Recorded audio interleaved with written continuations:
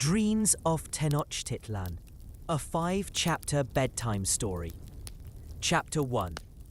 The Morning Canoe Journey Through Lake Texcoco. You wake to the soft rustle of reeds around your canoe. The gentle lapping of water against the wooden hull creates a rhythm, slow and steady, like a heartbeat, like breathing, like the eternal pulse of life itself. The morning mist rises from Lake Texcoco. Delicate wisps of vapor dance across the water's surface.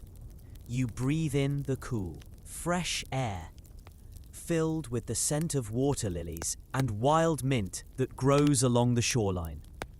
The fragrance is clean, pure, like the first breath of creation. Your canoe is carved from a single cypress tree, its wood worn smooth by countless journeys across these sacred waters. The Aztec craftsmen who shaped this vessel understood wood, understood water, understood the harmony between them.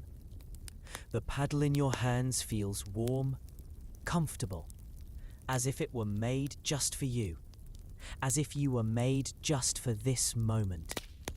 Around you, the lake stretches endlessly, its surface like polished obsidian, reflecting the pale morning sky. Small islands dot the water, each one covered in lush green vegetation, like emeralds scattered across silver silk. You can see the smoke from cooking fires, rising from distant chinampas, the floating gardens where families have tended their crops for generations, for centuries. The smoke rises straight up in the still air, thin grey lines connecting earth to sky. The water beneath your canoe is crystal clear. You can see schools of small silver fish swimming in lazy circles. Their movements are hypnotic, peaceful, as they glide through forests of underwater plants.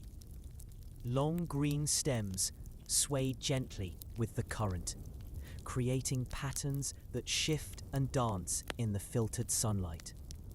The patterns are never the same twice, always changing, always beautiful, always perfect. A great blue heron stands motionless in the shallows nearby. Its reflection doubles in the still water, creating a perfect symmetry.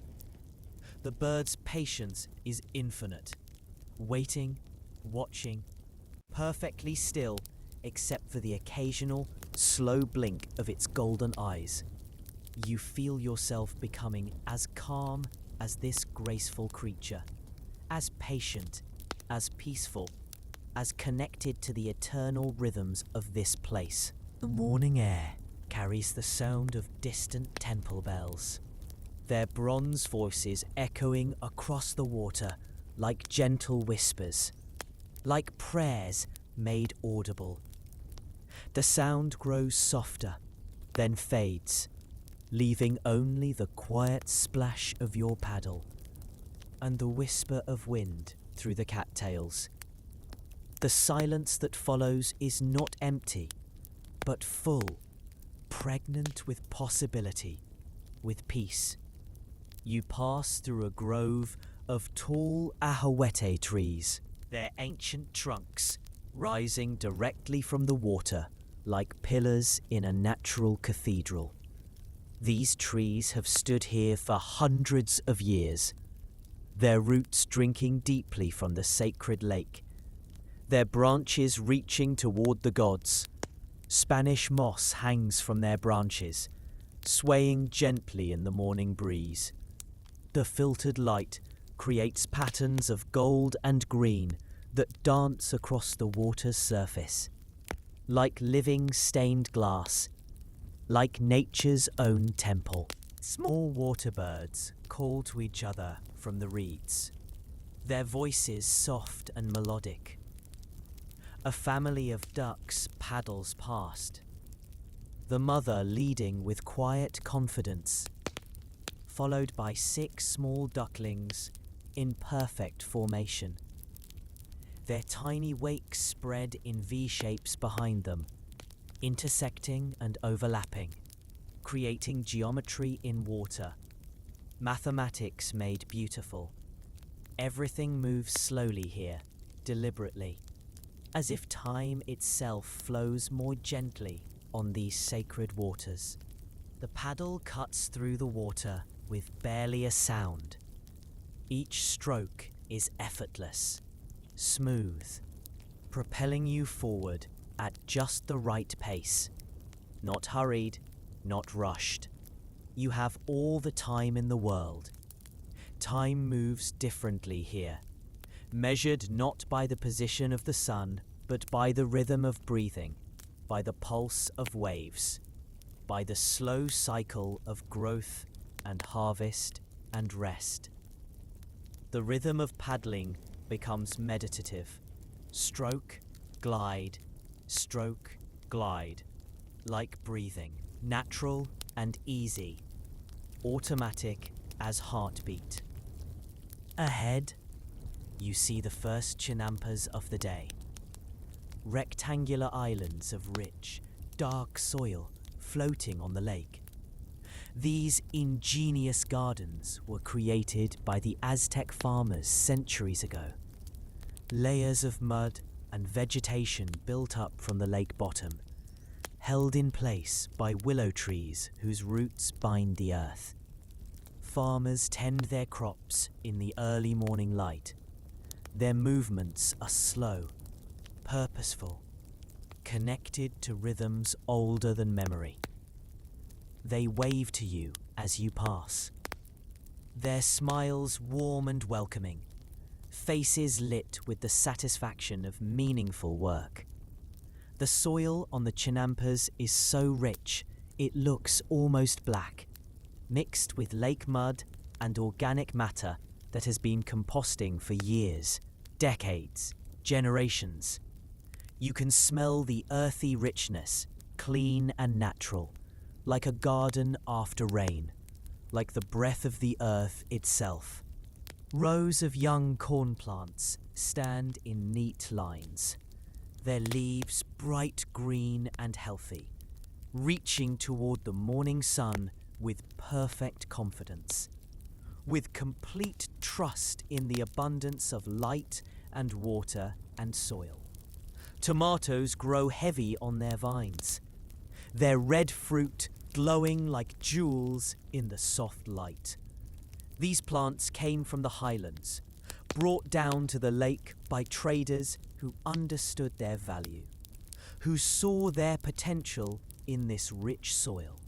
Now they thrive here, producing fruit more abundant than in their mountain homes. Chili peppers hang in colourful clusters, red and yellow and deep purple. Some varieties so hot they can bring tears, others sweet as fruit, all growing together in harmony, in balance. A gentle breeze stirs the water, sending tiny ripples across the surface. The sound is like whispered secrets, soft and soothing, ancient wisdom passed from wave to wave. You let your paddle trail in the water, feeling the cool liquid flow between your fingers. The sensation is perfectly refreshing. Not cold, just pleasantly cool against your skin. The water seems alive, responsive, welcoming your touch. Water lilies bloom in quiet coves along the shoreline, their white petals perfect and pure, floating on large, round leaves that serve as resting places for dragonflies. The lilies open only to the morning sun, their petals spreading wide to catch the light, to offer their beauty freely to any who pass. The dragonflies' wings catch the light, creating tiny rainbows as they hover and dart above the water. Their flight is graceful, effortless, like dancers in the air, like thoughts made visible. You guide your canoe into a narrow channel between two islands. The water here is even more peaceful, protected from any breeze by walls of tall grasses. The current is gentle, barely perceptible, carrying you along like a river of dreams. The silence is complete, except for the gentle sounds of water and birds. You feel yourself sinking deeper into this tranquility, your breathing becoming slower, more relaxed, more in tune with the pulse of this place. Tall grasses line the channel, their seed heads nodding gently in the morning air. Some are crowned with delicate purple flowers. Others have feathery plumes that catch the light like spun silver. Everything here grows in abundance, nourished by the rich lake water and fertile soil. The abundance is not overwhelming, but peaceful, natural, the way things should be when left to follow their own wise patterns. A family of coots swims by, their dark heads bobbing as they search for food in the shallow water. Their movements create gentle rings on the surface, expanding outward in perfect circles, intersecting and overlapping, creating patterns that seem to pulse with life. The patterns are mesmerizing, hypnotic, drawing your attention deeper into their rhythm, deeper into the mathematics of peace, the geometry of calm. You notice how the reeds grow in clusters, creating natural rooms and corridors on the water. Each cluster provides shelter for different creatures, homes within homes, communities within communities. A red-winged blackbird sings from the tallest reed, its call clear and sweet, piercing but not harsh. Soon others answer from different parts of the marsh, creating a gentle symphony that rises and falls like waves, like breath, like the eternal conversation between earth and sky. The sun climbs higher, warming your face and hands. The warmth is gentle, not harsh, like a soft blanket settling over you. You remove your reed hat, woven by skilled hands from lake grasses, and let the morning sun kiss your hair. The warmth spreads from your scalp down through your entire body, relaxing every muscle, every nerve, every cell. You feel yourself melting into the warmth, becoming part of the morning, part of the lake, part of the eternal flow. Your canoe drifts slowly now, following the current wherever it leads. There is no urgency, no destination that cannot wait. The water knows where to take you. You trust in its gentle guidance, surrendering to its rhythm, its wisdom, its peaceful flow. This is the way of water, always finding the easiest path, always moving toward union, toward completion, toward rest. Small fish jump near the surface, their silver bodies flashing in the sunlight before disappearing back into the depths. The splashes are tiny, barely disturbing the water. Each jump seems joyful, playful, as if the fish are dancing just for you, just for this moment, this perfect morning on the lake. Their joy is infectious, spreading through the water, through the air, into your heart, into your very being. The air grows warmer as the sun rises higher. A gentle thermal lifts the morning mist, carrying it slowly upward until it dissolves into the blue sky. The process is so gradual, so peaceful, that you barely notice it happening. Like meditation, like prayer, like the gentle transition from waking to sleeping. The boundaries dissolve, the edges soften. Everything becomes one flowing movement, one perfect breath. Cattails stand in dense groves along the water's edge, their brown seed heads swaying gently in the breeze. These plants have served the people well for generations, their roots providing nutritious flour when ground, their leaves woven into mats and baskets that last for years, their seed heads used to start fires, to provide tinder. Everything in this lake has purpose. Everything belongs, including you, floating peacefully in your wooden canoe, part of the ancient harmony. A great white egret steps carefully through the shallows, each movement deliberate and graceful. Its long neck curves elegantly as it searches for small fish. When it finds one, the strike is quick and precise. Then the bird returns to its patient stillness, waiting for the next opportunity. There is no stress in this hunting, no urgency, only natural rhythm and perfect timing. Only the eternal dance of need and fulfillment, of hunger and satisfaction, of seeking and finding.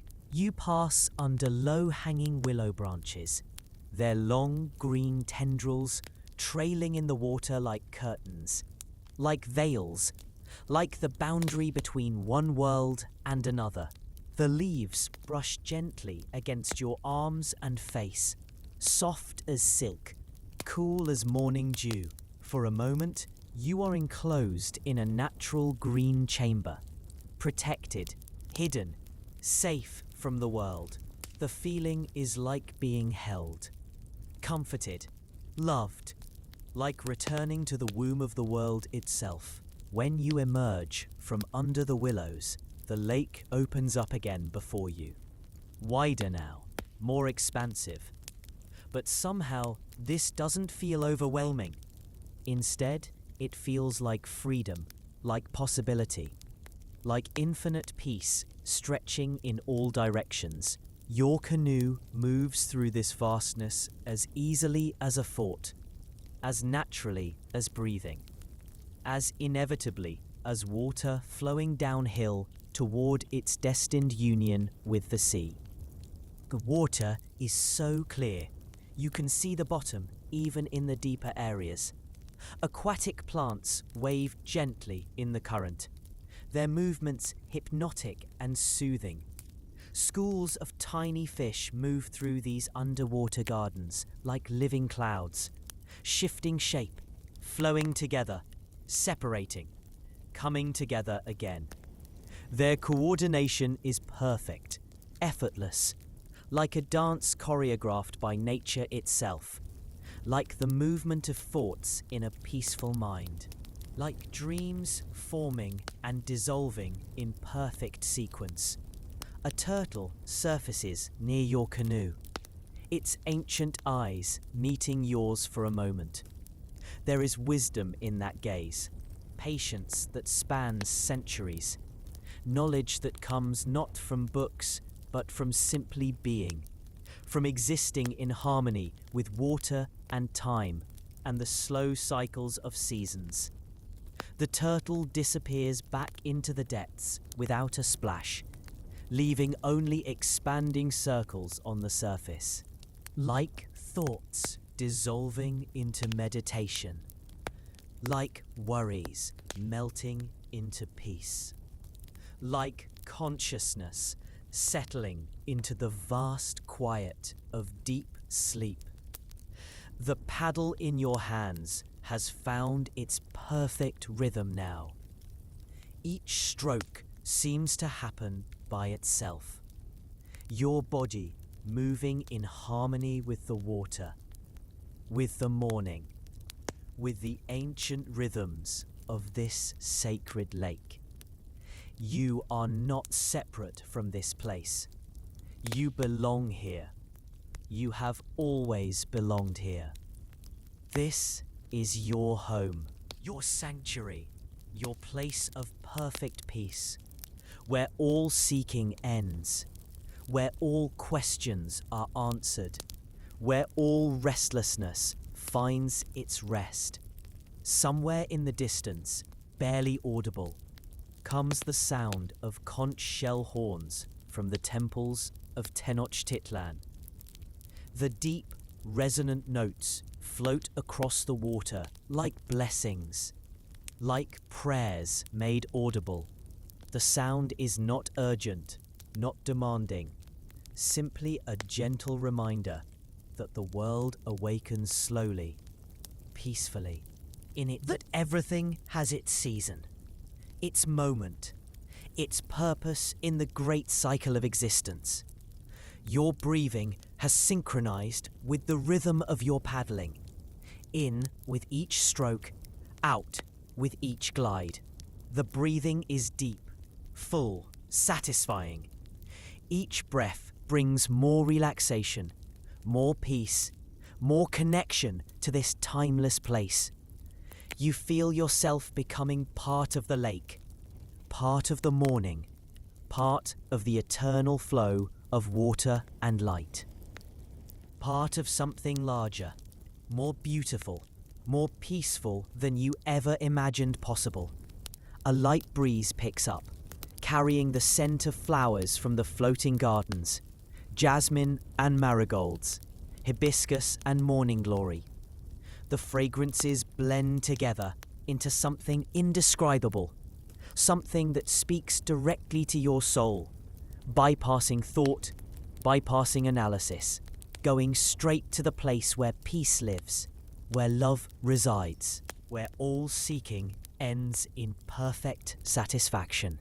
The sun has climbed higher now, its rays warming the water, creating gentle currents of convection that you can feel beneath your canoe.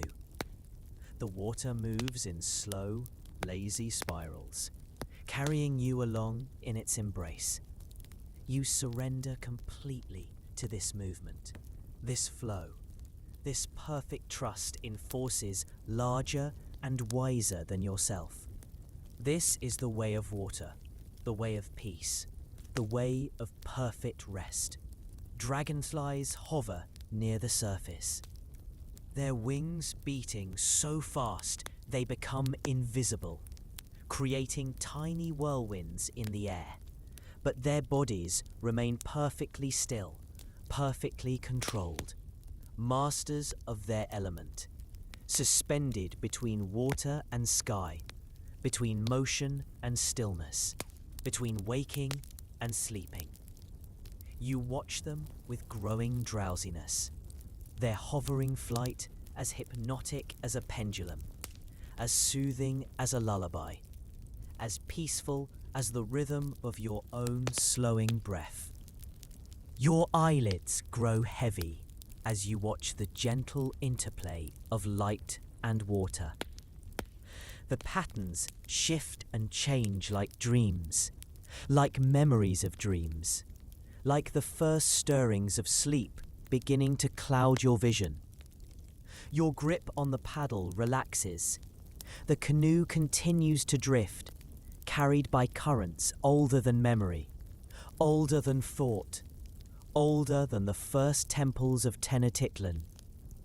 You feel yourself drifting too, deeper, deeper, into perfect, peaceful rest. The morning mist still clings to distant parts of the lake, soft and white, like clouds that have come down to touch the earth, like thoughts becoming dreams, like consciousness becoming sleep. The boundaries dissolve, the edges soften, everything becomes one, peaceful, flowing, perfect, whole, complete, at rest. Your eyes close naturally, effortlessly. The sounds of the lake continue around you, water lapping, birds calling, reeds whispering secrets to the wind. These sounds grow distant, gentle, like a lullaby from your deepest memories, from the time before time, from the place where all peace begins. Your breathing deepens, your muscles release, your mind grows quiet, still, empty, peaceful, ready for dreams. The canoe rocks gently on the water, like a cradle, like loving arms, like the eternal embrace of Mother Earth herself. You are safe here, protected, loved. The lake will carry you, the morning will hold you. The ancient peace of this place will keep you safe, warm, deeply, deeply asleep. And so you drift, on water, into dreams, into the deepest, most restful, most healing sleep. Your breath becomes the rhythm of waves. Your heartbeat becomes the pulse of the lake. Your dreams become one with the eternal dreams of Tenochtitlan. Floating, flowing, perfectly, peacefully, asleep. Chapter 2. Walking through the floating gardens at midday. You find yourself standing on a narrow earthen path between rows of flourishing crops. Your bare feet sink slightly into the rich, dark soil, warm from the midday sun. The earth feels alive beneath you, pulsing gently with the rhythms of growth and life, with the slow breathing of seeds becoming plants, of flowers becoming fruit, of seasons turning in their eternal wheel. The floating garden stretches in all directions, a patchwork of green and gold, red and purple, orange and brown. Each rectangular plot is perfectly maintained, lovingly tended, separated by narrow canals where clear water flows slowly, peacefully, reflecting the deep blue sky above. The water carries nutrients, carries life, carries the dreams of farmers who have worked this soil for countless generations. You walk slowly along the raised pathways, taking time to observe each plant, to breathe in the rich scents of earth and growing things. The air is warm but not uncomfortable, cooled by the gentle evaporation from the surrounding water. A light breeze carries the fragrances of flowers and herbs, creating a natural perfume that changes with each step, each breath, each moment of this perfect afternoon. To your left grows a plot of maize. The cornstalks stand. The maize here is different from corn you might know. These are ancient varieties, some with kernels of deep blue, others white as clouds, still others marked with patterns of red and yellow and purple. Each variety was selected over generations, bred for specific qualities, for flavor, for nutrition, for resistance to disease, for beauty. The Aztec farmers understood that diversity is strength, that many varieties ensure survival, ensure abundance, ensure that there will always be enough. A farmer works nearby, an elderly man with gentle hands and patient eyes. His skin is weathered by decades of sun and wind, marked with the honest lines of someone who has spent a lifetime in harmony with the earth. He moves among his plants with the slow, careful attention of someone who has learned their needs, their moods, their preferences. His movements are economical, graceful, never hurried, never wasteful, never rough. He nods to you with a smile that speaks of deep contentment, of work that feeds both body and soul. You pause to watch him thin a row of bean plants. His fingers move with practiced skill, selecting which seedlings to keep, which to remove, always choosing in favor of the strongest, the healthiest, but doing so with reverence, with gratitude even for the plants that must be sacrificed. He whispers a soft prayer before each removal, thanking the plant. The being plants wind around these poles with instinctive wisdom, their heart-shaped leaves creating patterns of light and shadow, creating microclimates where other smaller plants can thrive. Small white flowers dot the vines, each one a promise of future harvest, of meals shared, of abundance freely given.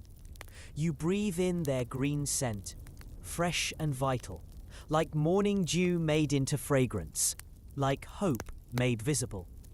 Moving further along the path, you come to a plot of squash. The large leaves spread wide, creating pools of shade on the dark earth, protecting smaller plants, conserving moisture, working in partnership with their environment. Yellow flowers bloom in abundance, some destined to become fruit, others to be harvested as food themselves. Squash blossoms stuffed with beans and herbs, a delicacy that connects flower to sustenance, beauty to nutrition. The blossoms are delicate, almost translucent in the bright sunlight, like tiny suns growing from the earth, like fragments of captured light. A young woman tends the squash, carefully pollinating flowers with a small brush made from hummingbird feathers. The brush is so delicate it barely disturbs the flowers, yet so effective that every blossom receives exactly what it needs. Her movements are precise but unhurried. Each flower receives her full attention, her complete care, her gentle blessing. She hums softly as she works, a melody that seems to come from the earth itself, from the rhythm of growing things, from the heartbeat of the garden, from the pulse of life turning into more life. You pause to rest on a small wooden bench beside the canal. The bench was carved from a single piece of cedar, its surface worn smooth by countless visitors, by countless moments of rest and contemplation. The water flows past at the perfect speed, not racing towards some distant goal, not stagnant in fearful hesitation, just moving with gentle purpose toward its destination, toward its union with other waters, other dreams, other stories. Small fish swim in the clear water, their movements creating ripples that catch and scatter the sunlight.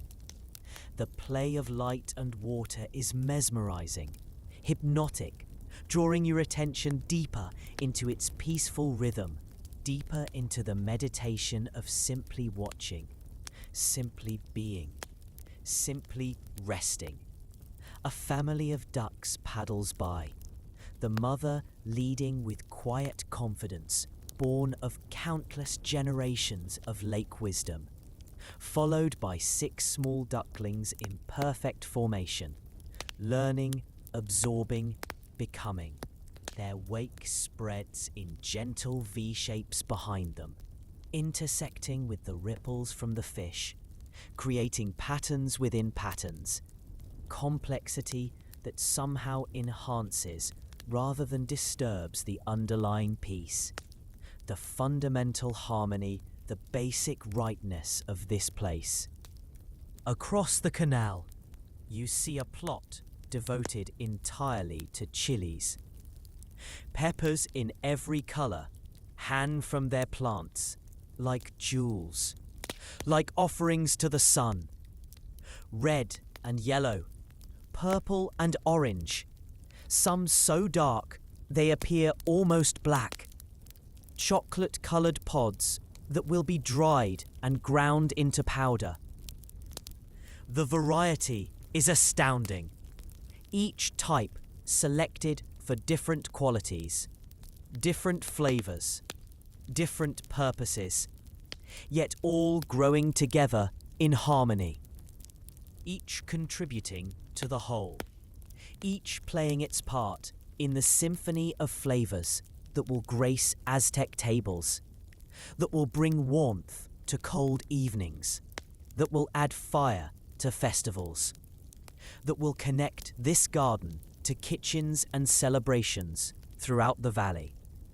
The scent of the chilies mingles with other fragrances in the warm air. There is sweetness from ripening tomatoes, earthiness from freshly turned soil, the green smell of photosynthesis, of life creating itself from sunlight and water and earth, of the miracle happening quietly, constantly, all around you. You breathe deeply, letting these natural perfumes fill your lungs, your bloodstream, your very cells, becoming part of you, making you part of this place, this moment, this perfect afternoon of peace and plenty. A hummingbird hovers near a trumpet vine, its wings beating so rapidly they create a soft humming sound, like a tiny motor, like the whisper of angels. The tiny bird extends its needle-like beak into one flower, then another, moving with incredible precision and grace.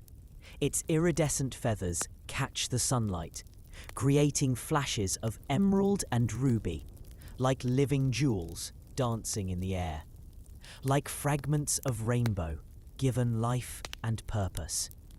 The hummingbird's movements are so quick, so efficient, yet so graceful that they seem almost like magic, like nature showing off its most perfect creations.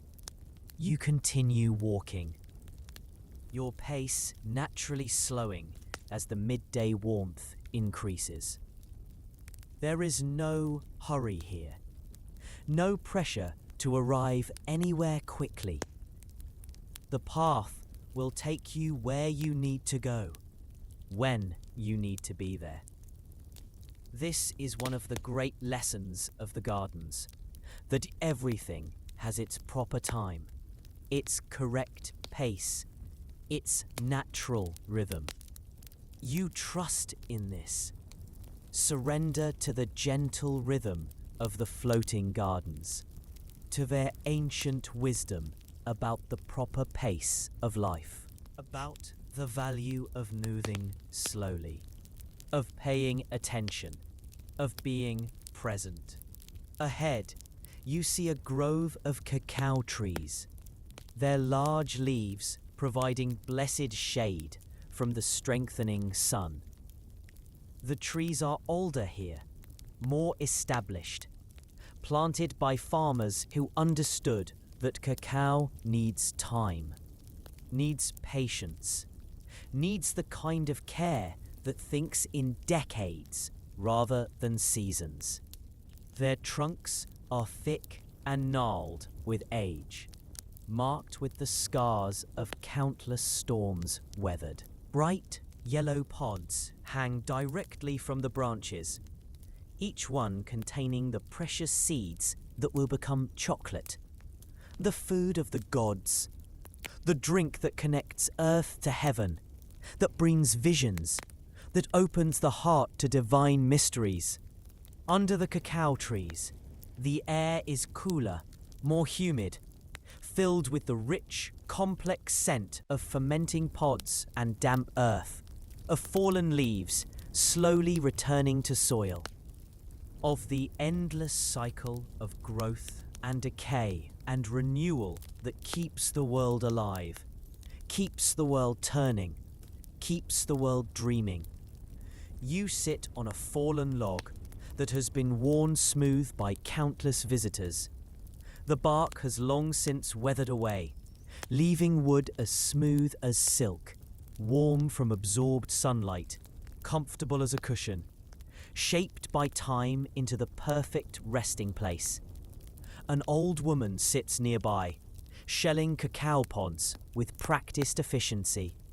Her fingers have performed this task thousands of times, know exactly how to crack the pod, how to separate the seeds from their white pulp, how to handle each precious seed with the respect it deserves. She works with the calm confidence of someone who knows there will always be enough, who trusts in the abundance of the earth, who understands that generosity creates more generosity, that sharing creates more to share. She offers you a few of the fresh seeds to taste. Her smile is warm, grandmotherly, filled with the joy of sharing something precious. The flavor is complex, slightly bitter, with hints of the sweetness to come, with whispers of the chocolate it will become after roasting, after grinding, after patient transformation. Like life itself, containing both shadow and light, both challenge and reward, both the raw material and the finished masterpiece. You chew slowly, mindfully, letting the unique taste fill your mouth. Your awareness, storing this moment like a treasure, like a blessing, like a gift from the earth itself. A parrot calls from high in the canopy, its voice bright and clear, cutting through the afternoon air like laughter, like joy made audible. Soon, others answer, creating a brief symphony of tropical sounds, a conversation in colors, in music, in the pure expression of life, celebrating itself. But the conversation fades quickly, returning the grove to its peaceful quiet, broken only by the gentle plop of ripe fruit falling to the forest floor, where it will feed other creatures, return nutrients to the soil, continue the endless cycle of growth and decay and renewal, the breathing of the forest, the heartbeat of the earth. You rise from your resting place and continue along the path, now winding between plots of amaranth. The grain grows on tall stalks, topped with dense clusters of tiny seeds, burgundy and gold and deep purple, like jeweled crowns, like offerings to the sky. The seed heads sway gently in the breeze, creating waves of color that ripple across the field like water made solid, like music made visible, like poetry written in the language of plants, in the script of seasons, in the grammar of growth. A young man harvests amaranth nearby, cutting the mature stalks with a stone knife, obsidian sharp enough to cut through anything, sharp enough to cut through illusion, to separate what is ready from what needs more time. His movements are rhythmic, meditative, each cut precise and clean. Each stalk falls at exactly the right moment, when its seeds are perfectly ripe, perfectly ready to nourish, to sustain, to continue the cycle. He works steadily, but without haste, understanding that the grain has waited months to reach this moment, that it deserves to be harvested with attention, with respect, with gratitude for its gift. The path leads you to a section devoted to herbs and medicines. Here grow plants whose names you know instinctively, as if the knowledge came with your birth, as if it were written in your cells, in your bones, in your blood. Epazote for digestive troubles, its pungent leaves releasing their oils when touched. Passionflower for peaceful sleep, its intricate blossoms, complex as mandalas, as meditation wheels. Sage for purification, its grey-green leaves soft as velvet. Rue for protection. Its tiny yellow flowers, bright as captured sunlight. Each plant holds knowledge, holds healing, holds the accumulated wisdom of countless generations who have walked these paths before you, who have learned from these teachers, who have been healed by these gifts. A healer moves among the medicinal plants. An elderly woman whose eyes hold depths of knowledge, whose hands carry the memory of countless treatments, countless cures, countless moments of bringing relief to suffering. She harvests leaves and flowers with great care, speaking softly to each plant before taking what she needs. Her words are too quiet to understand, but their tone is unmistakable. Gratitude, respect, love. Recognition of the plant's sacrifice. Acknowledgement of its gift. The plants seem to respond to her presence, standing taller, glowing brighter, offering their gifts freely, joyfully, as if healing were their greatest pleasure, their deepest purpose. You pause to smell a cluster of marigolds.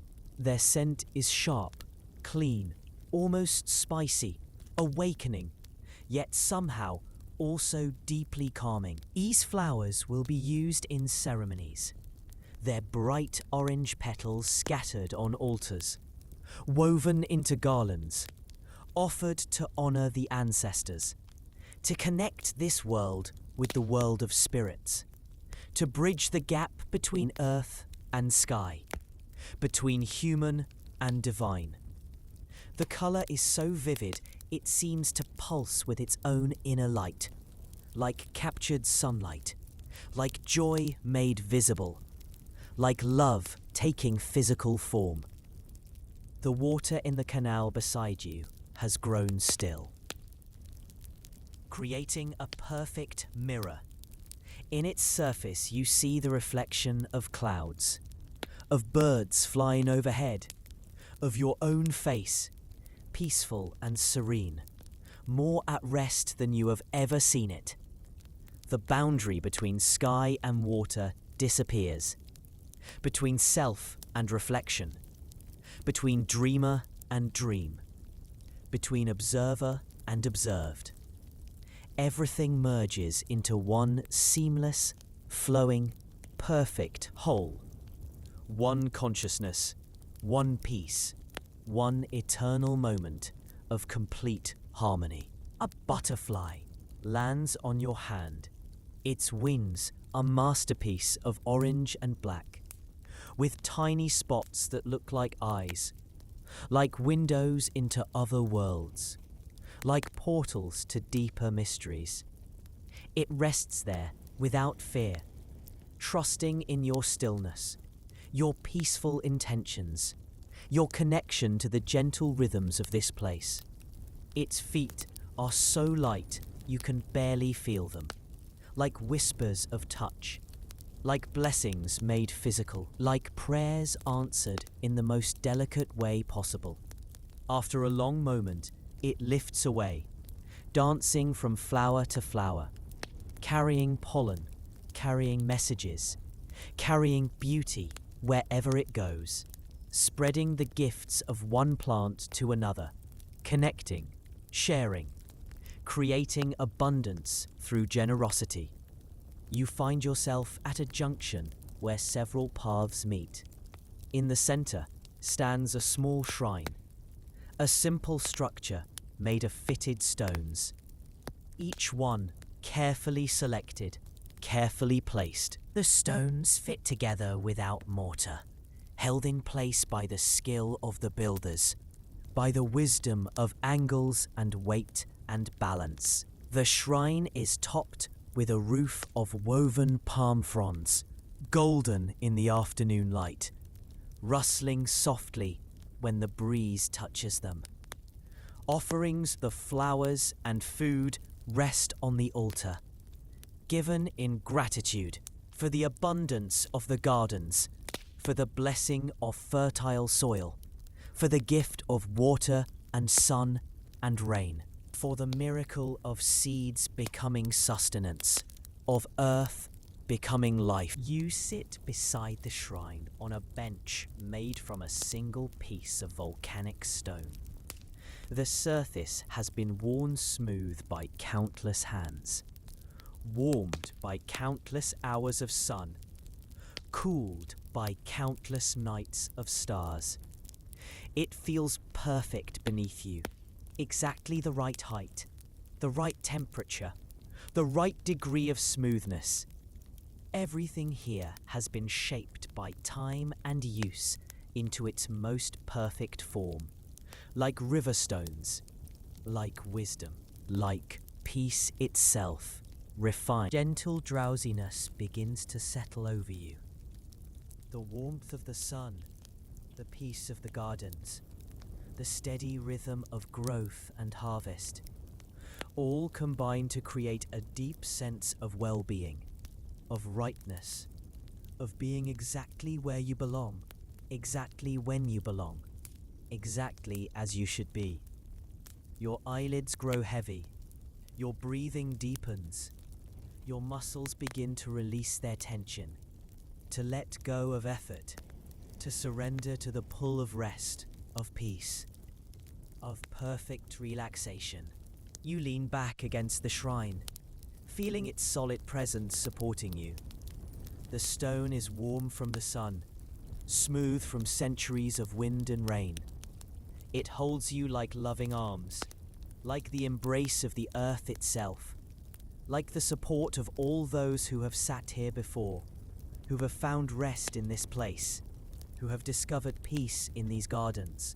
Your head tilts back, your eyes close, your awareness begins to drift deeper, softer, more peaceful, carried by the warm afternoon air, like seeds on the wind, like thoughts dissolving into dreams, like consciousness melting into the vast quiet of deep sleep.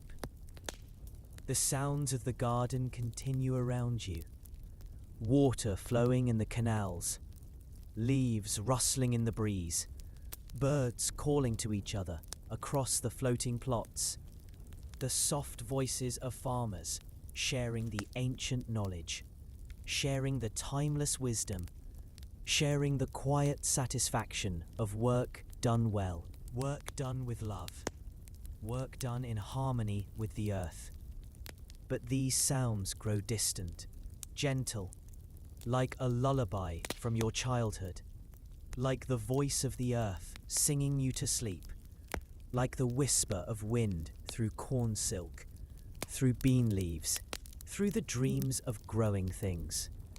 Your breathing synchronizes with the gentle rhythm of the place, in with the growing, out with the flowering, in with the planting, out with the harvest. Each breath takes you deeper into the peace of the gardens, deeper into connection with the eternal cycles of life, deeper into the profound rest that comes from being in perfect harmony with the natural world, from being part of something larger, more beautiful, more complete than yourself alone. The sun warms your face, your hands, your entire body. The warmth penetrates deep into your muscles, your bones, your very core, melting away any remaining tension, any lingering worry, any sense of separation from this perfect moment, this perfect place, this perfect peace. You feel yourself becoming one with the afternoon, one with the gardens, one with the eternal dance of earth and water and light. And in that unity, you find the deepest rest, the most complete peace, the most perfect sleep. And slowly, gently, naturally, you drift into dreams. Your sleep is filled with growing things, with abundance, with the endless generosity of the earth. Your breath becomes the whisper of wind through corn leaves. Your heartbeat becomes the pulse of water flowing through canals. Your dreams become one with the dreams of seeds becoming plants, of flowers becoming fruit, of earth becoming life, becoming love, becoming peace. And in this sleep, you rest deeply, completely, perfectly, at one with the floating gardens, at one with the eternal afternoon, at one with the sacred abundance of Tenochtitlan. Oh. Chapter 3. Evening in the Temple of Quetzalcoatl. You find yourself walking slowly up the wide stone steps of the temple. Each step is carved from volcanic rock, worn smooth by countless feet, countless pilgrims, countless souls seeking peace in this sacred place. The stone is warm beneath your bare feet, heated by the day's sun, but beginning to cool as evening approaches.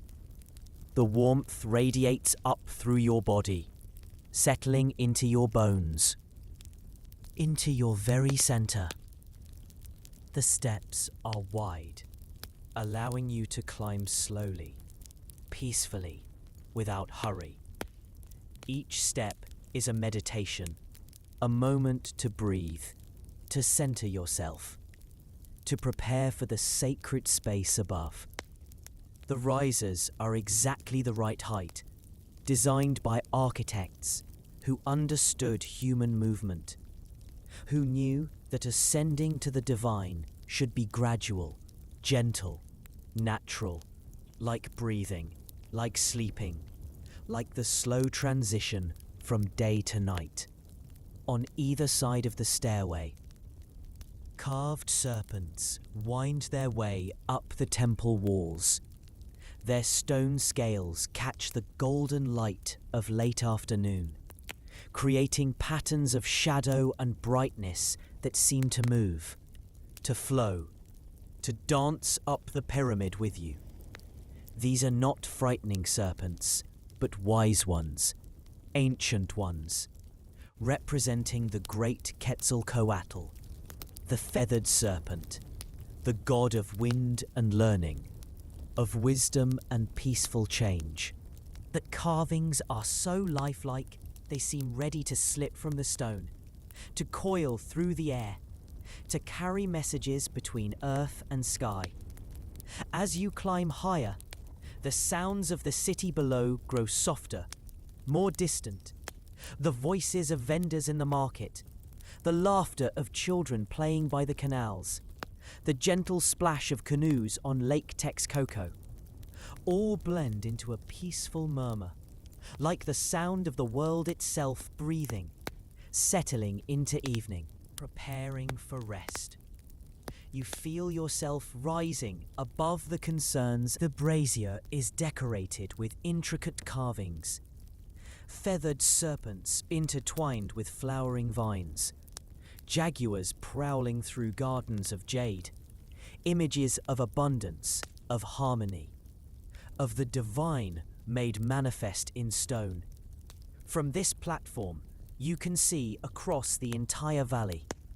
Lake Texcoco stretches in all directions, dotted with islands and chinampas, connected by a network of canals that gleam like silver threads in the afternoon light. The great city of Tenochtitlan rises from the water like a dream made real, its pyramids and palaces reflecting in the lake's surface, creating a double city, one of stone, one of light, one anchored to earth, one floating in sky.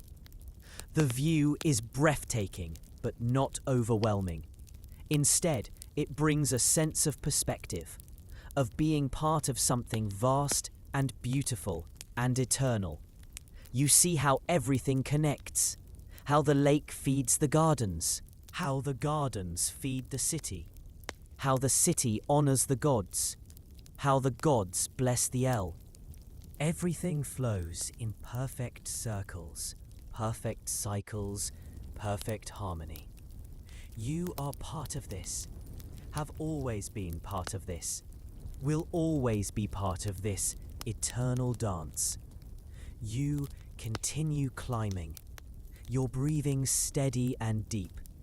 The air grows thinner, but somehow easier to breathe, as if the altitude brings you closer to the realm of pure spirit, pure peace, pure rest.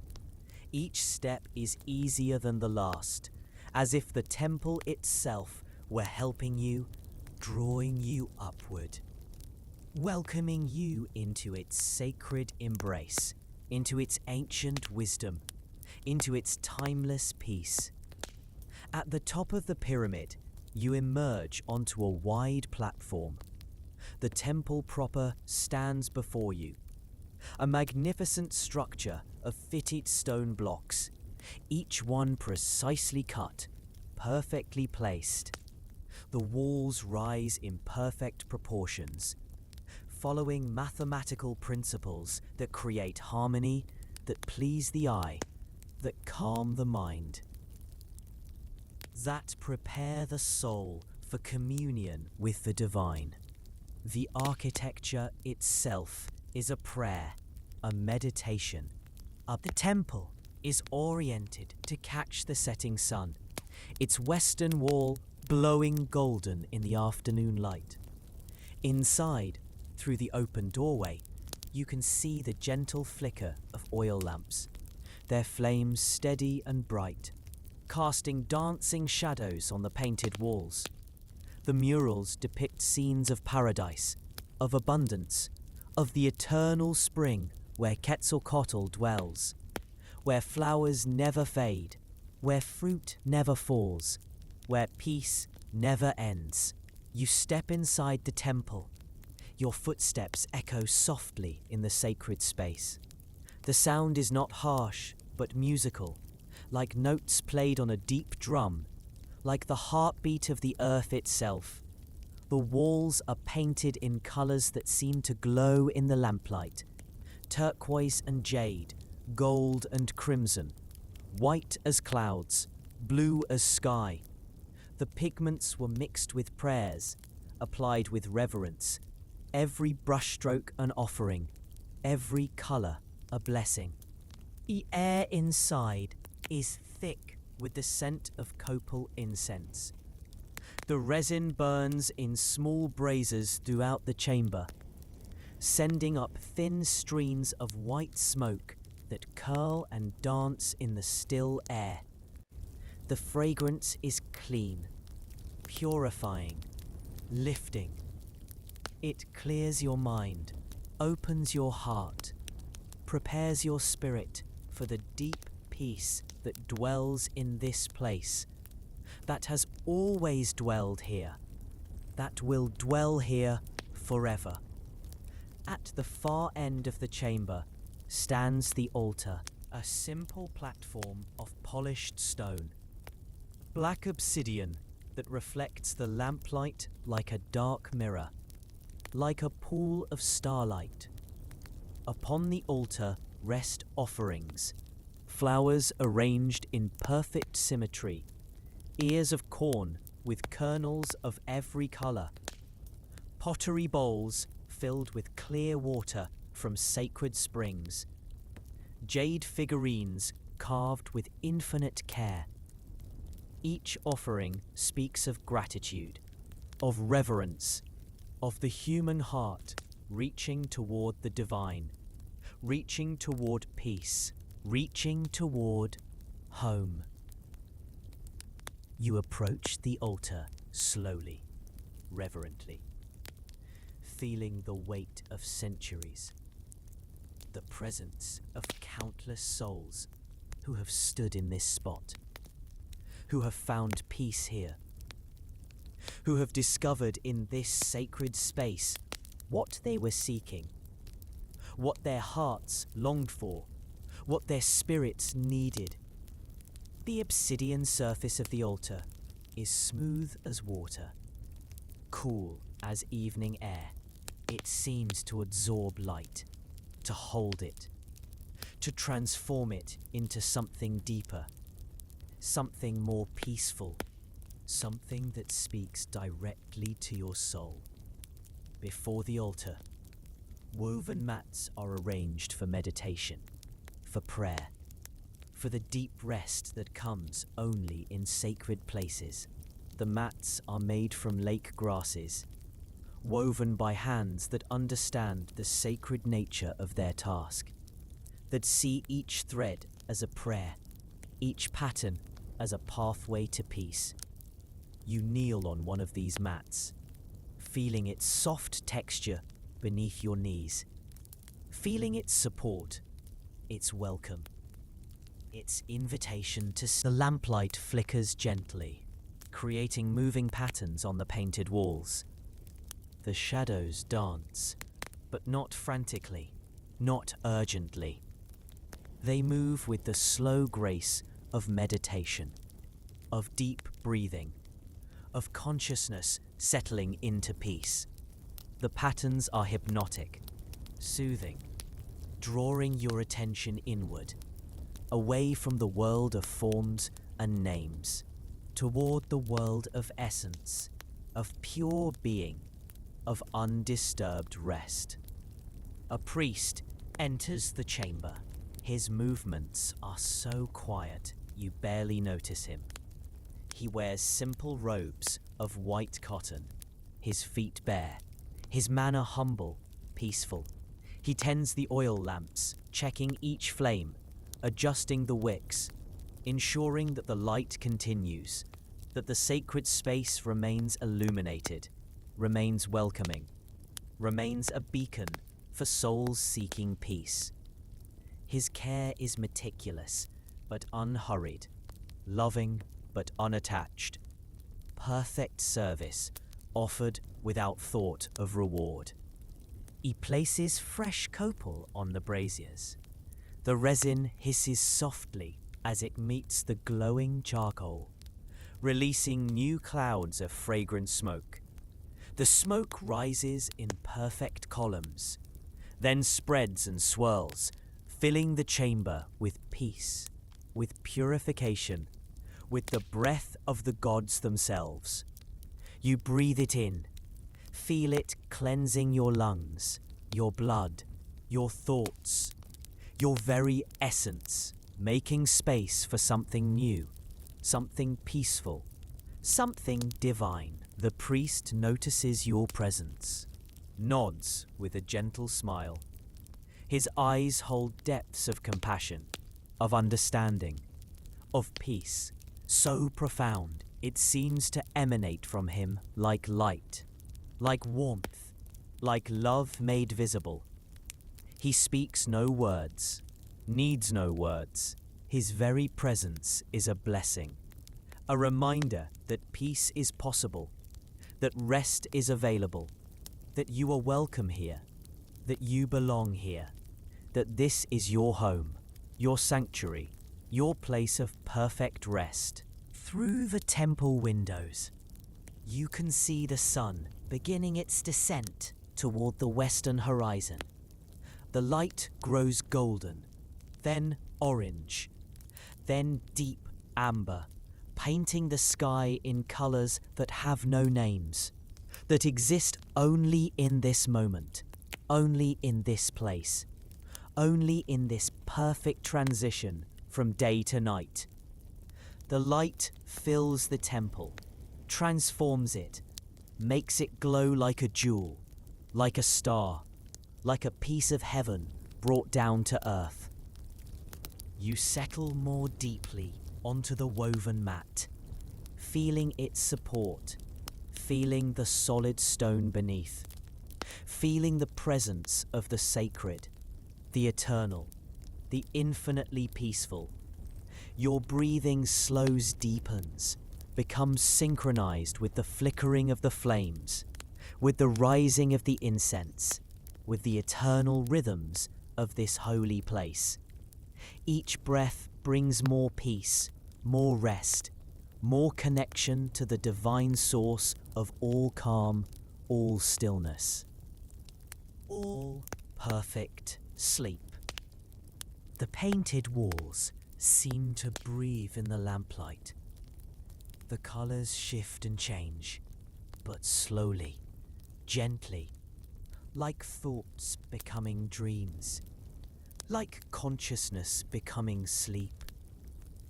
The figures in the murals appear to move, to dance, to celebrate, but their movements are as slow as the growth of trees, as gradual as the change of seasons, as peaceful as the transition from waking to sleeping, from seeking to finding, from restlessness to perfect rest.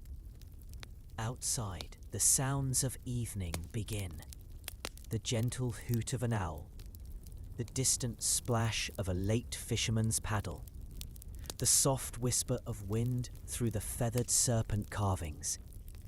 These sounds do not disturb the peace, but enhance it, deepen it, make it more complete.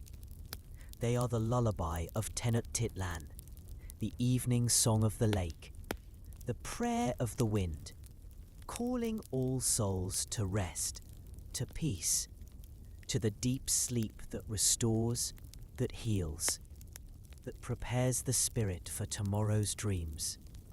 The flames in the oil lamps burn lower now, their light softer, more golden, more suited to the approaching night.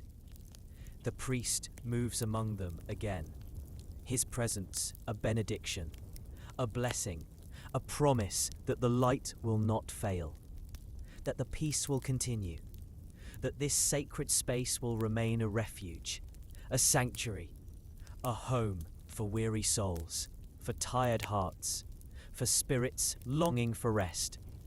You feel yourself sinking deeper into meditation, deeper into prayer, deeper into the profound stillness that dwells at the heart of this temple, at the heart of this moment, at the heart of your own being. The boundaries between self and sacred space begin to dissolve. You are the temple. The temple is you. You are the peace is you.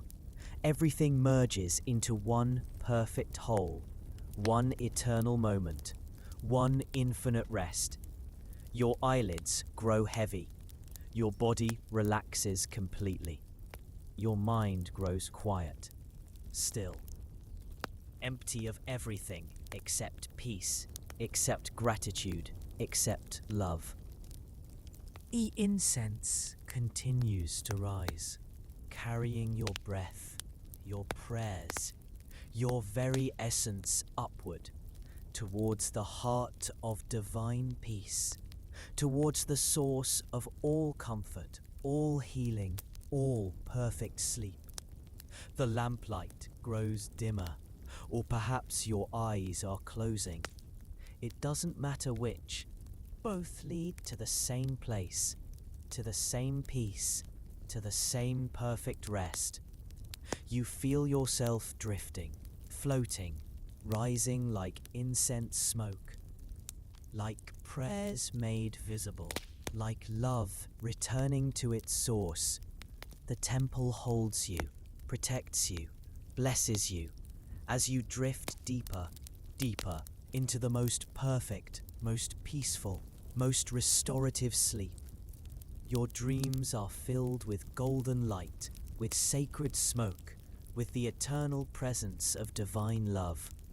And in this sleep, you are home, you are safe, you are at perfect, eternal peace. Chapter 4. Sunset Walk through the sacred gardens of Tlatelolco. You find yourself walking along a path of smooth river stones, each one carefully selected, carefully placed. The stones have been worn by countless feet, polished by decades of rain and sun, until they gleam like jewels in the golden light of approaching sunset.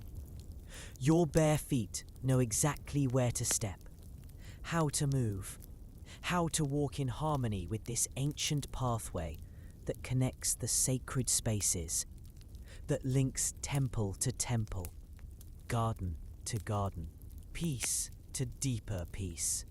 The sacred gardens of Tlatelolco spread around you like a living tapestry, woven from every shade of green, every hue of flower, every texture of leaf and stem and bark. This is not a wild place, but a cultivated one, shaped by generations of gardeners who understood that beauty, like peace, requires patience, requires care, requires the gentle guidance of loving hands and wise hearts. The air is filled with the golden light of sunset. Everything glows as if lit from within. The leaves seem translucent, the flowers luminous, the very air shimmering with warmth and beauty. This light transforms everything it touches, makes it sacred, makes it perfect, makes it part of the eternal moment when day becomes night, when activity becomes rest, when seeking becomes finding. To your right grows a grove of ancient cecropia trees, their silver-green leaves rustling softly in the evening breeze. These trees are sacred to the wind god, to a Hecatl, whose breath brings change, brings renewal, brings the gentle transitions that mark the passage of time. The leaves catch the light like mirrors, reflecting the golden sunset in thousands of tiny flashes, creating a symphony of light and shadow, of movement and stillness, of earth reaching toward heaven.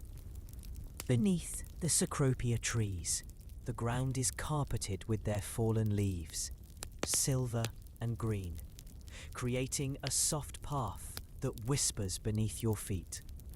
Each step releases the subtle fragrance of decomposing vegetation, the sweet scent of earth reclaiming its gifts, of the eternal cycle where death becomes life, where endings become beginnings, where every farewell prepares for a new hello. The fragrance rises around you like incense, like prayers, like the breath of the earth itself, welcoming you home. A peacock calls from somewhere in the gardens, its voice wild and beautiful, echoing off the temple walls, fading into the golden air. These magnificent birds were brought from distant lands, gifts from traders who understood beauty, who recognized that some things transcend mere utility, that some gifts are given simply to bring joy, to create wonder, to remind us that the world is more beautiful than we dare to imagine, more generous than we dare to hope. You come to a circular pool, its surface perfectly still, perfectly clear, reflecting the deepening sky like a mirror made of water, like a window into another world. The pool is lined with blue-green tiles, each one hand-painted with images of water birds, of fish, of aquatic plants. The craftsmanship is exquisite, every detail perfect, every color pure, every line flowing with natural grace. This is art that serves, beauty that blesses, decoration that transforms utility into worship. Lotus flowers float on the pool's surface, their pink petals opening to catch the last rays of sunlight.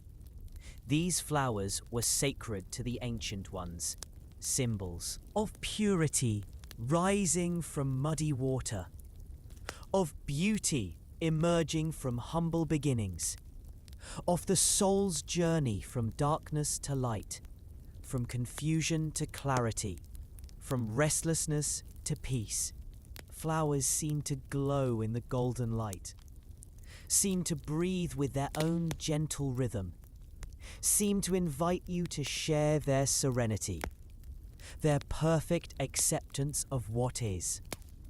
You sit on the pool's edge, on stone worn smooth by countless contemplatives, countless souls who found in this spot what you are finding now. Your reflection appears in the still water, smiling without effort, without thought, simply because this place, this moment, this perfect evening calls forth joy, calls forth gratitude, calls forth love.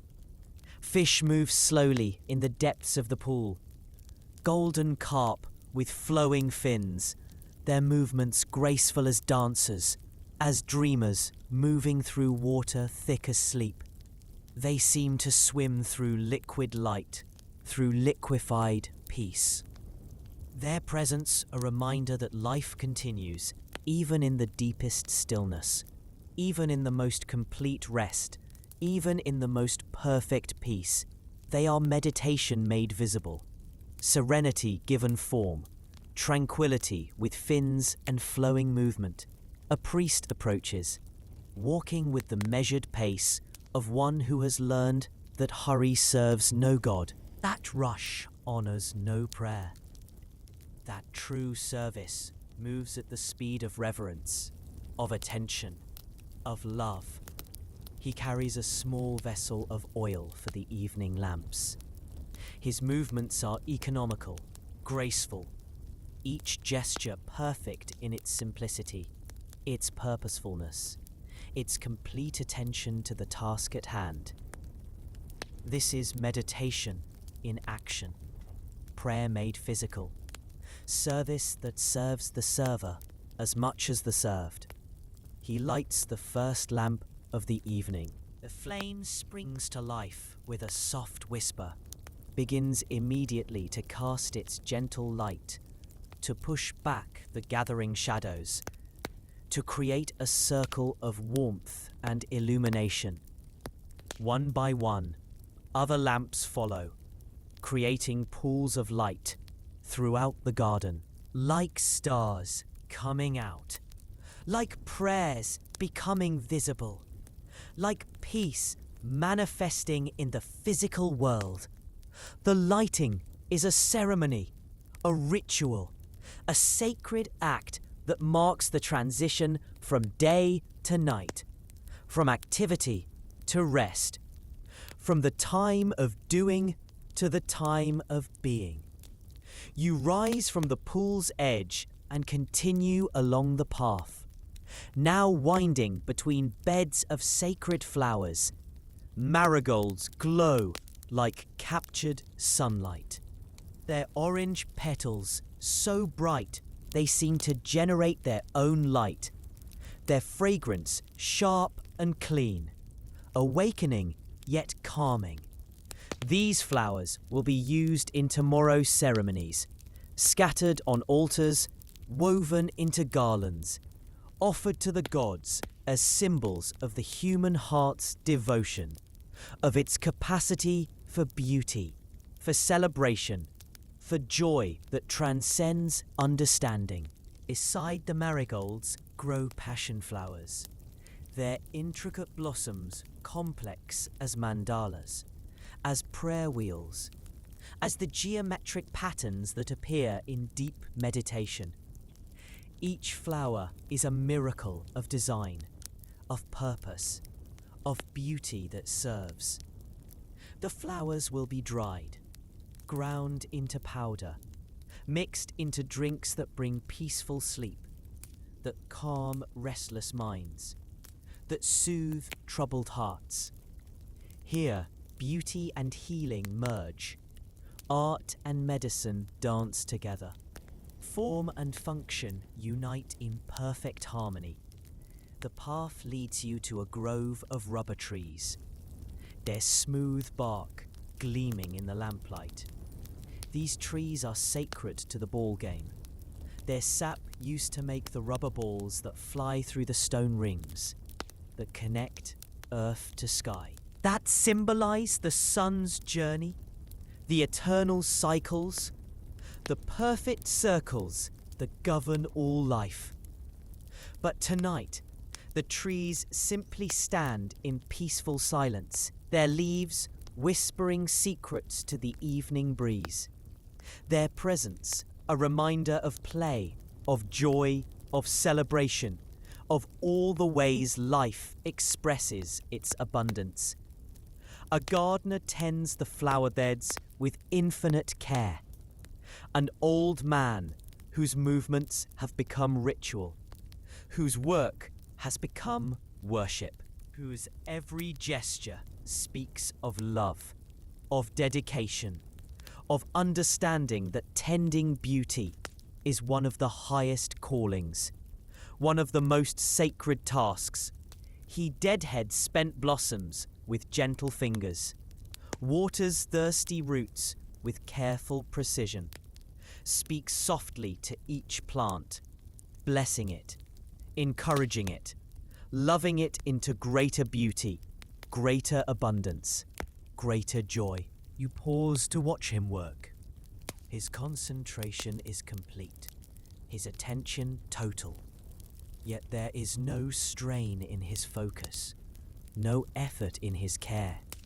This is the attention that comes from love, from understanding, from years of patient practice, from decades of learning the language of plants, the needs of growing things, the rhythm of seasons, the wisdom of cycles. His work is meditation. His garden is his temple.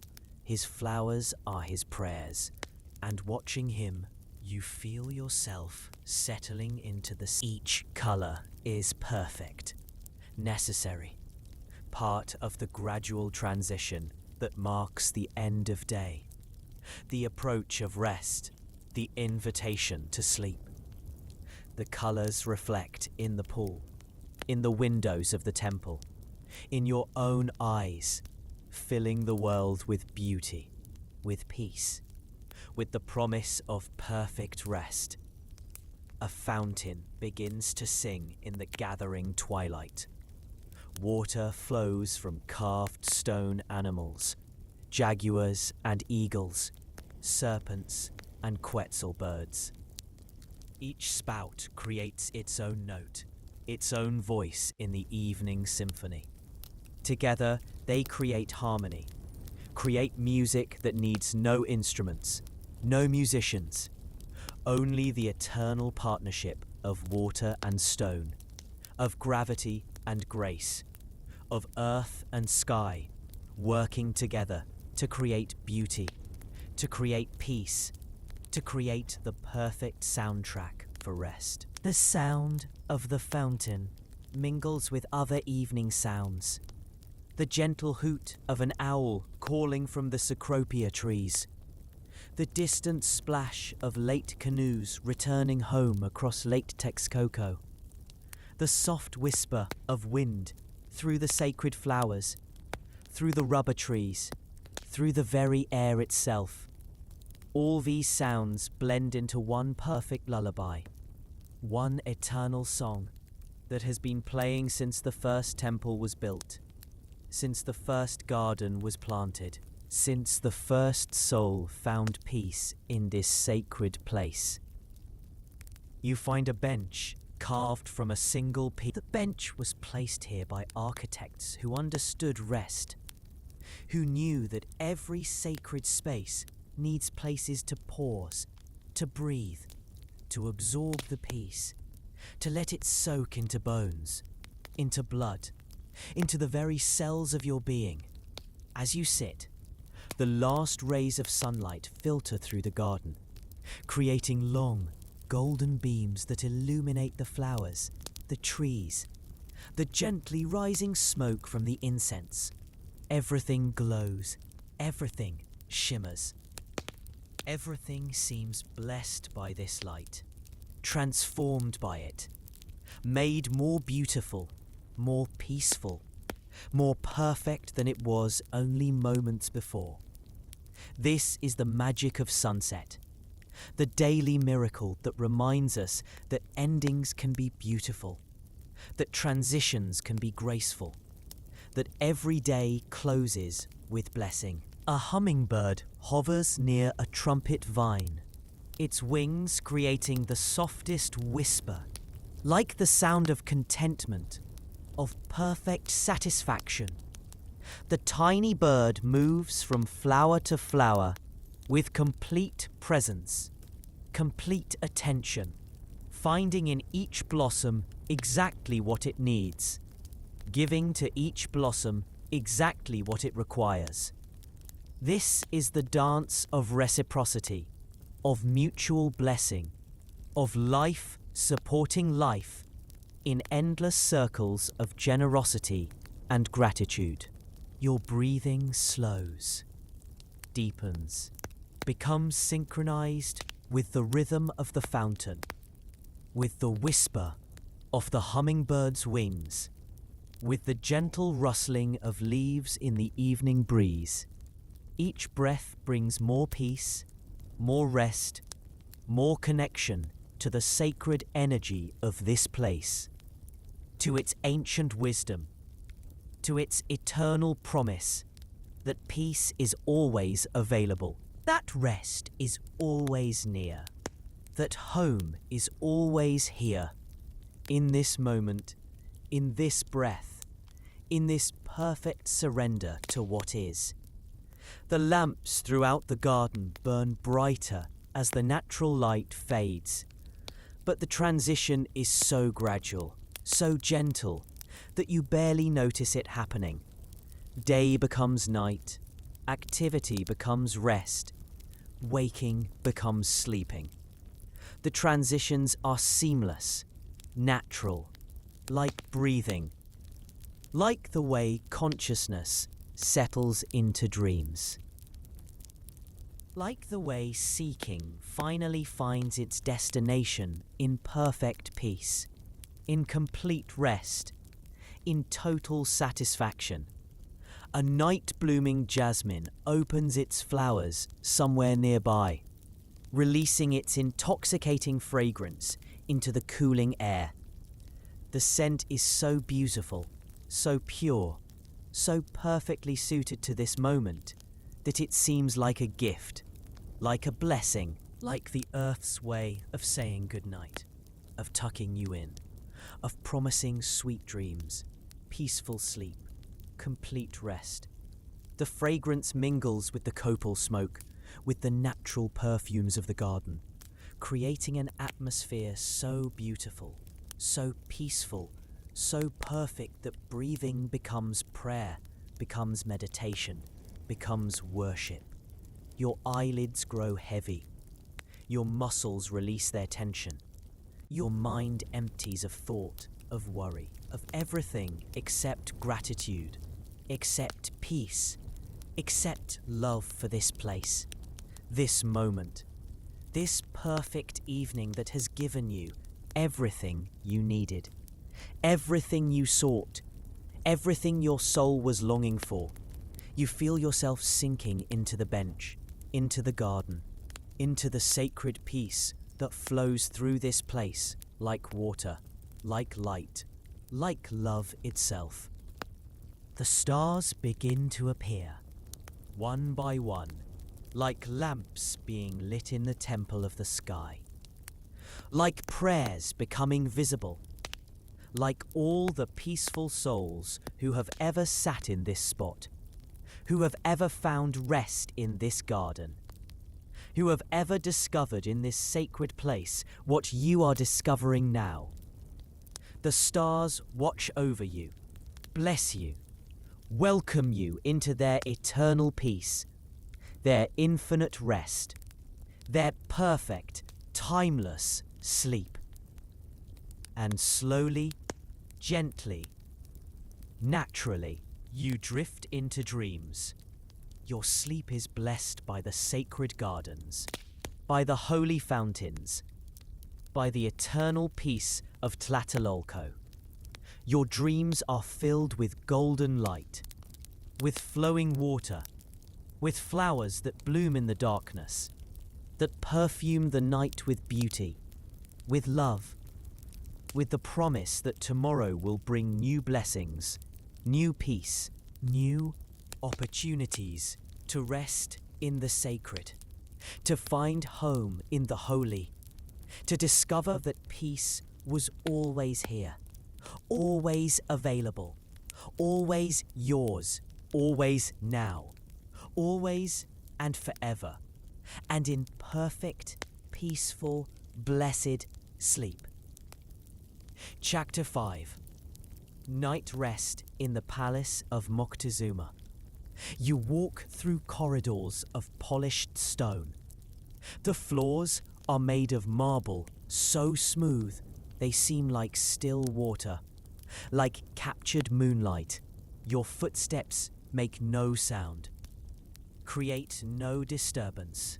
In this place where peace has been cultivated for generations, where every surface, every angle, every proportion has been designed to calm the mind, to soothe the spirit, to invite the soul into perfect rest.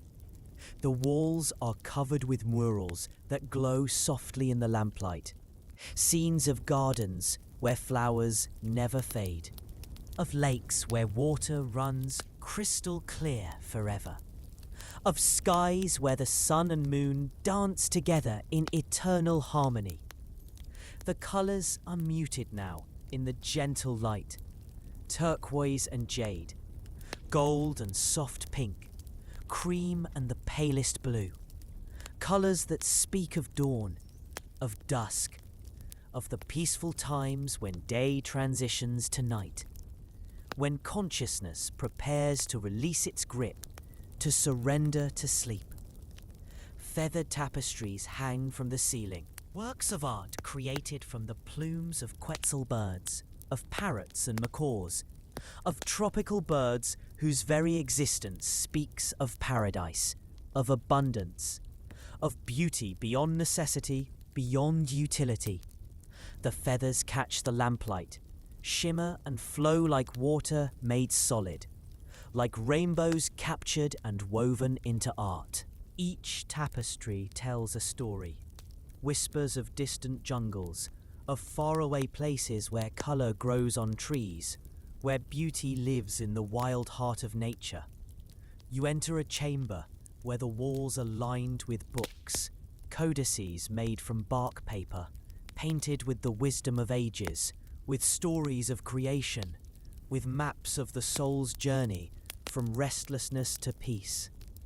These books contain the dreams of the people, their hopes, their understanding of how to live in harmony with the earth, with each other, with the gods, with the eternal rhythms that govern all existence. The knowledge here is not meant to stimulate, but to calm, not to excite, but to soothe, not to agitate, but to settle the mind into perfect quiet. Scribes work by lamplight, their movements slow and deliberate. Each brushstroke is meditation, each symbol a prayer, each page a journey toward understanding, toward peace, toward the deep rest that comes from knowing your place in the great story, from understanding your role in the eternal dance, from recognizing that you are not separate from the whole, but part of it, essential to it, loved by it, held by it, protected by it, blessed by it, forever and always. The ink they use is made from charcoal and tree sap, from materials of the earth, transformed by fire and patience into something that can carry thought, that can preserve wisdom, that can speak across centuries, across cultures, across the vast spaces that seem to separate soul from soul, but that are really just illusions, just dreams of separation. just temporary forgetting of our essential unity, our fundamental connection, our shared source in the one great peace. You continue through the palace, each room opening into the next, like chambers of the heart, like levels of consciousness, like the gradual descent into deeper and deeper peace.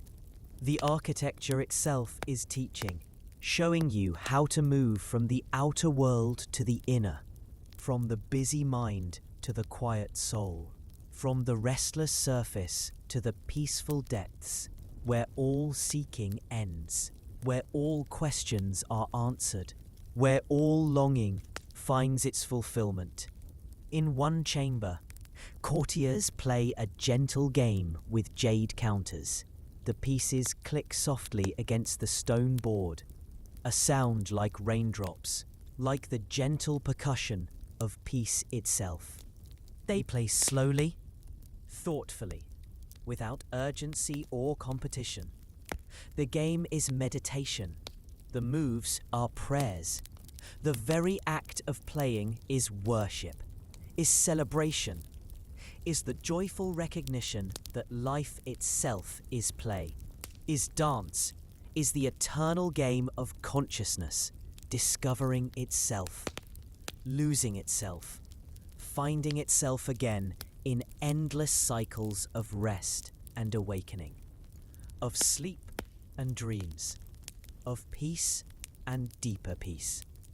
Servants move through the palace like dancers, like to bless, to bring comfort to weary souls. One offers you a cup of chocolate.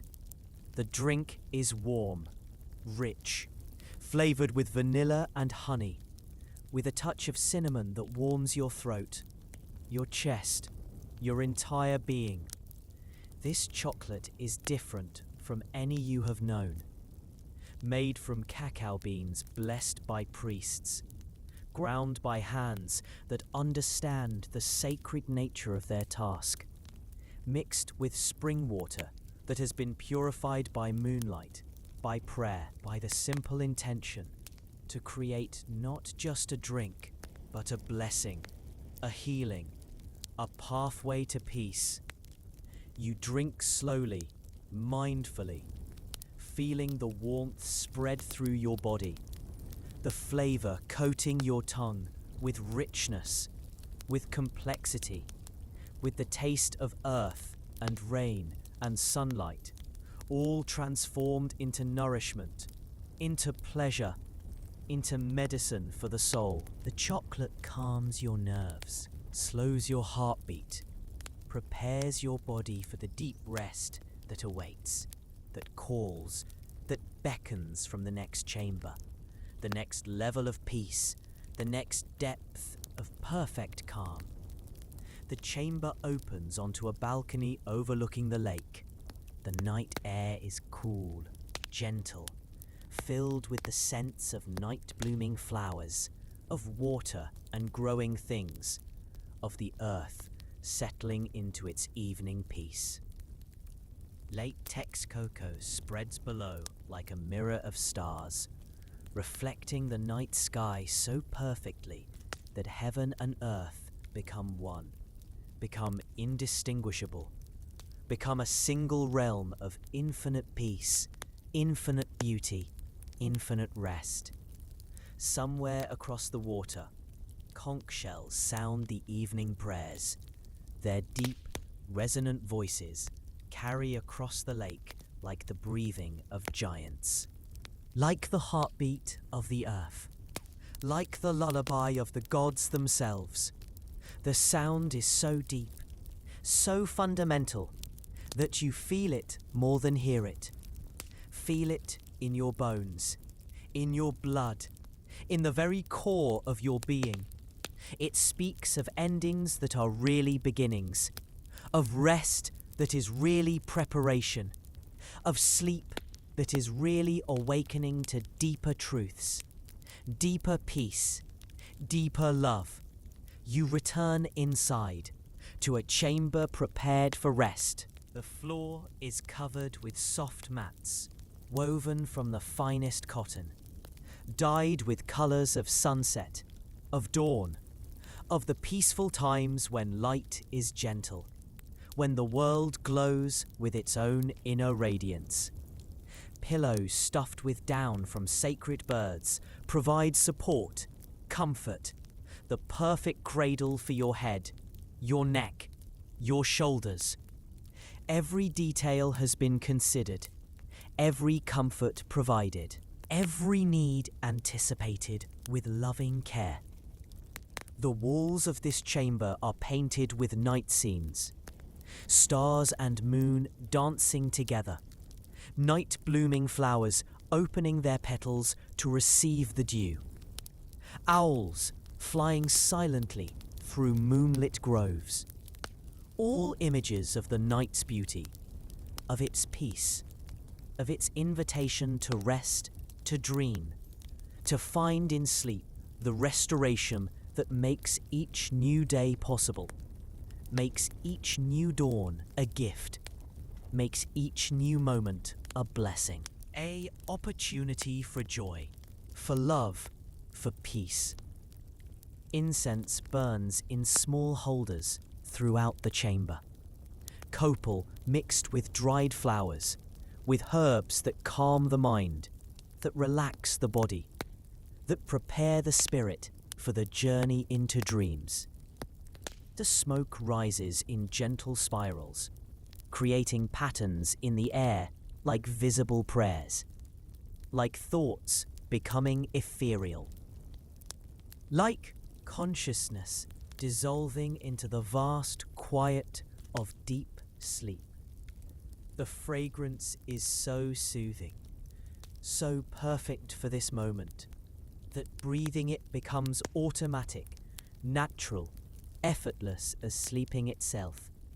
You lie down on the soft mats, feeling them conform to your body, support you perfectly, hold you like loving arms, like the embrace of the earth, like the care of all those who prepared this place, who wove these mats, who mixed these colors, who created this sanctuary for souls seeking rest, seeking peace, seeking the deep healing that comes only in sleep, only in dreams, only in the complete surrender to the night's gentle care. The lamplight flickers gently, casting moving shadows on the painted walls. The shadows dance, but slowly, gracefully, like thoughts settling into dreams. Like consciousness flowing into sleep. The movement is hypnotic, soothing, drawing your attention deeper into rest, deeper into the profound stillness that dwells at the heart of night, at the center of peace, at the source of all healing sleep. A gentle breeze flows through the chamber, carrying the night fragrances, the cooling air of evening, the breath of the lake. It moves the tapestries slightly, just enough to create the softest whisper, the gentlest rustle, like the sound of silk, like the voice of comfort itself. The breeze touches your skin, cool and gentle, like blessing made tangible, like love made physical, like the night's own way of welcoming you, of tucking you in, of promising sweet dreams. Your body sinks deeper into the soft mats. Every muscle releases, every nerve relaxes, every cell in your being surrenders to the profound comfort of this place, of this moment, of this perfect chamber designed for rest, created for peace, blessed for sleep. You feel held, supported, cradled by more than just mats and pillows, held by the intention of peace, by generations of restful sleep, by the accumulated blessings of all who have found sanctuary here. The chocolate still warms your stomach, its richness spreading through your system like liquid peace, like nourishment for the soul. The cacao brings visions, gentle dreams that begin even before sleep. Images of floating gardens, of temple bells, of sunrise over sacred waters. The boundaries between waking and sleeping begin to blur, to soften, to disappear entirely. You are drifting, floating, carried by the gentle current of approaching sleep toward shores of perfect rest. Through the windows, you can see the lights of Tenochtitlan reflecting in the dark water, like stars fallen to earth, like prayers made visible, like all the peaceful souls settling into their own evening rest. The entire city breathes with you, sleeps with you, dreams with you. You are not alone in this peace, not alone in this rest, not alone in this journey into the healing darkness, into the restorative night, into the blessed realm of perfect sleep. The last lamp burns lower, its flame growing smaller, softer, more gentle, like consciousness itself settling towards sleep. The light doesn't disappear, but transforms, becomes something subtler, something that illuminates the inner world, the realm of dreams, the sacred space where souls restore themselves, where spirits heal, where peace becomes so complete that it needs no name, no thought, no awareness except the simple, perfect, blessed fact of being at rest. Your breathing becomes so slow, so deep, so natural, that it seems like the breathing of the chamber itself, of the palace, of the entire sacred city. In and out, like waves, like the eternal rhythm of peace, like the heartbeat of the universe itself. Your heart slows, your thoughts quiet, your very being settles into the profound stillness that has been calling you all day, all your life, forever. The night sounds of the lake drift through the windows, the gentle splash of water against stone, the soft call of night birds, the whisper of wind through reed beds. These sounds don't disturb, but deepen the peace, make it more complete, more perfect, more like the absolute rest that souls long for, that spirits seek, that hearts find only in moments like this, in places like this, in sleep like this. You feel yourself melting into the comfort, becoming one with the mats, with the chamber, with the palace, with the night itself. The boundaries dissolve, the edges soften. Everything becomes one flowing movement toward rest, toward peace, toward the deep sleep that heals, that restores, that prepares the soul for new dreams, new dawns, new opportunities for joy, for love, for the endless dance of consciousness, playing in the realm of form, playing in the world of light and shadow, playing until it tires, until it seeks rest, until it finds home in the perfect peace of blessed sleep. Your eyes close for the final time. Your breathing becomes the whisper of night wind. Your heartbeat becomes the gentle lapping of lake water.